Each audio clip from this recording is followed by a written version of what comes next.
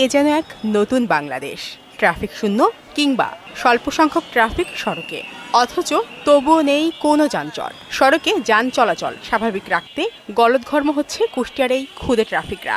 বাংলাদেশের মানুষজন traffic rules মেনে ভালোভাবে যেন চলাচল করতে পারে। কষ্ট করে দেশ স্বাধীন করছি, এখন যদি একটু দেশের কাজে না আসতে পারি তাহলে কেমন হয়। পুলিশরা এখন মাঠে নাই, এই জন্য আমরা স্টুডেন্টরা রোভার স্কোয়াডের পক্ষ থেকে আমরা পুলিশের পক্ষ থেকে সার্ভিসটা দিচ্ছি।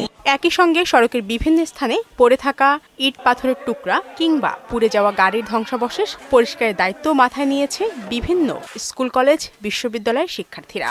পরিষ্কার পরিচ্ছন্ন করেছে, আমাদের শহর পরিষ্কার করার চেষ্টা করছে এবং আমরা ভবিষ্যতে সবসময় আমরা চেষ্টা করব। যত ময়লা আমাদের সামনে না আসুক, আমরা সেই কাজে নিয়োজিত থাকি।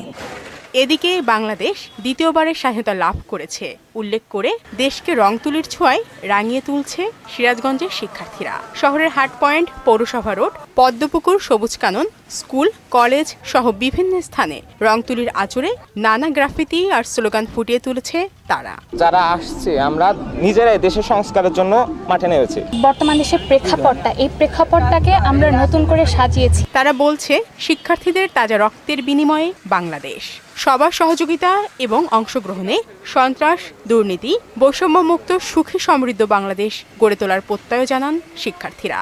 দেশটাকে সুন্দর করে সাজিয়ে গুছিয়ে পরিচ্ছন্ন করে রাখার দায়িত্বটা হচ্ছে আমাদের। যেখানে আমরা আমাদের বাক স্বাধীনতা, আমাদের নিজস্ব মতামত দিতে পারবো, ন্যায়কে ন্যায় বলতে পারবো, অন্যায়কে অন্যায় বলতে পারবো।